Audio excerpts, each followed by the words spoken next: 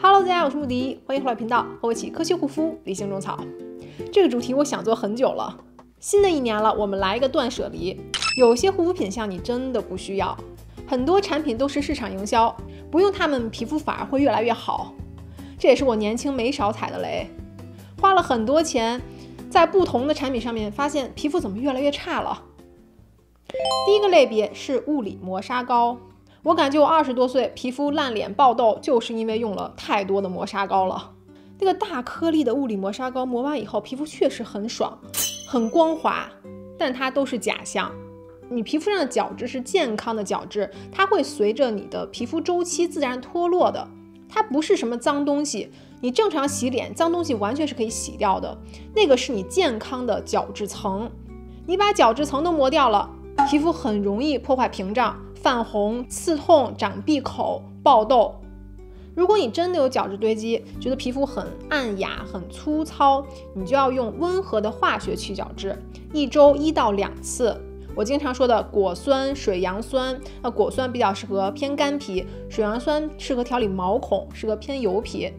各种刷酸水我已经推荐过很多了，那现在给干皮朋友们推荐一个酸加霜类的形式。我是看很多明星推荐，我想我一定要入一下，给大家做一个测评。Revive 翡翠面霜，它这一罐相当于酸加胜肽加保湿几合一功效的产品。Revive 是个老牌子了，它是美国整形医生 Dr. Brown 创立的品牌，它是把诺贝尔获奖成分衍生出的3大核心肽应用到了它的产品里面。它特别适合30加的轻熟龄，因为它不仅有 AHA， 还有胜肽。胜肽是淡纹的嘛， AHA 是平滑肌肤去除老废角质的。7%的甘醇酸呢，可以减少你的闭口粉刺。如果皮肤有一点粗糙，摸起来不是很平滑的，一定要用酸类产品，甘醇酸就是很好的选择。一般加酸的产品都会很干嘛，那它又是霜的质地，属于比较清爽型的保湿霜了，油膜感不会太重的。里面还有专利的胜肽成分，促进胶原蛋白，淡化细纹。当然它还添加了透明质酸、甘油这些稀释的成分，所以即使你在干燥的环境，皮肤也不会缺水。我每次用完它，第2天脸特别的嫩，去角质加保湿一罐搞定了。唯一的问题是它是没有香料的，所以它的味道呢不是很好闻，我闻起来有点像那种传统老式豆腐霜的感觉，但反而这样更安心啊！你确定它里面没有刺激的成分，不会刺激我的敏感肌。第2类让我爆痘的就是睡眠面膜，我已经不用它们很多年，我感觉前10年好像是风靡一阵子，几乎所有的品牌都出了 Sleeping Mask， 各种厚重的面霜。其实它无外乎就是增加了锁水的能力嘛，你感觉脸好像更软更保湿了，但其实它并没有说让你的胶原蛋白增加，也没有说让你的纹路减少，它只是说一个像凡士林一样锁水剂，把之前的水分锁住，所以你脸就感觉上很软，但真的和凡士林没有差别，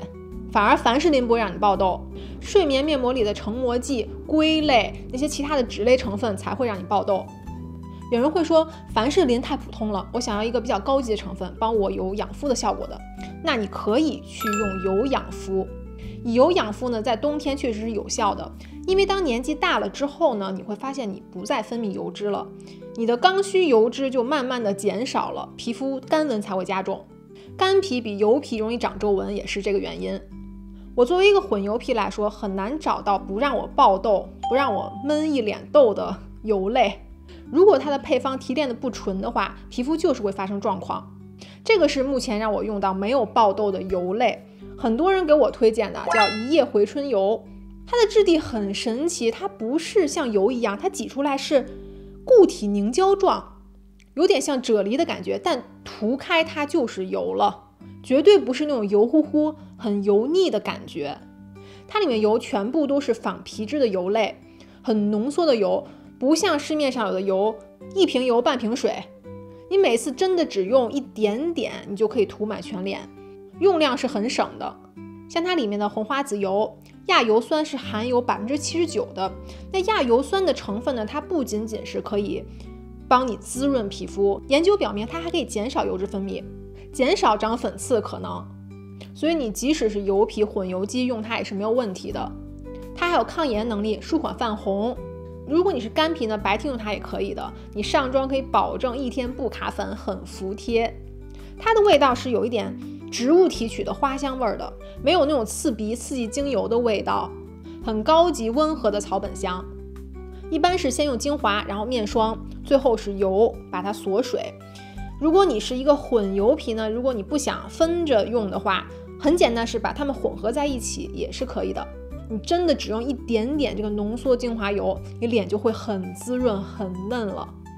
现在 Revive 官网有个大促，无门槛可以享8折。如果你把它们一起购买呢，它是一个组合套装，已经是9折了，然后再叠加8折，相当于72折。下一个品类是我个人非常讨厌的一个东西，就是清洁泥膜。因为我每次用完它，我们家洗手池都会变得很脏，而且它还会把下水道堵住。真的，我之前就是因为它，我特意找人来清洁下水道，那个泥就怎么也冲不掉。后来我发现需要用那种一次性洗脸巾啊，先把它卸掉，然后再去洗脸。但用洗脸巾擦脸的时候啊，那个清洁面膜上的颗粒又像磨砂膏一样，把你的脸弄得很疼，又和第一个类别雷同了。我们不能用物理磨砂膏，对吗？而且我发现那个泥膜声称的控油效果超级的弱，还没有我1周用1次 BHA 水来的好。如果你用特别强效的泥膜呢，它又会把你脸上所有的水分都吸走，皮肤又变得不健康不稳定了。所以这个品相真的是个大雷。如果你有好好洗脸，做好2次清洁，你真的不需要什么清洁的泥膜或者控油的产品。你真的控油产品，你就用去角质水或者去角质，刚才这种面霜2合1的，不要再用一些物理的成分去刺激我们的脸了。2次清洁我之前一定会用一个卸妆油或者卸妆膏，近期用到这个卸妆膏我觉得也蛮好用的，是 Remedy， 这个品牌是我很喜欢的 YouTuber Doctorly 他们出的品牌。成分首先没得说啊，他们有把关，它成分没有任何刺激，没有任何香料、刺激精油、酒精，这些都没有，反而有很多的抗氧化成分，像 Ceramides 抗氧化的葵花籽油、Centella 积雪草、Turmeric 还有绿茶提取，属于洗脸的时候还帮你护肤、帮你养肤的产品。最特别一点啊，它这个卸妆膏打开，你看没有膏体，膏体在哪呢？你是把它转出来，你每一次转出来的膏体都是新鲜的，减少和空气的氧化。我觉得这个很好啊，因为有的卸妆膏你用到后面就会有一点异味，卸妆膏会有点变质，那这就解决了这个问题。我看很多的韩国卸妆膏都用这个形式的，都用这个设计了，它洗脸洗得超快，而且他说会有什么3重乳化，我感觉都不需要乳化，所有的彩妆都卸掉了，我的粉底啊，我的眉胶啊什么的就很轻松的就卸除了。你之后脸不会觉得油腻，即使你不用2次清洁，它洗得都很干净。第4类是一个比较有争议的，我觉得年轻的肌肤完全不需要，20多岁你没有必要用的就是眼霜。轻薄的面霜完全可以替代。怎么样抗皱呢？20多岁就做好清洁保湿防晒，防晒才是重中之重。眼周的防晒一定要照顾到。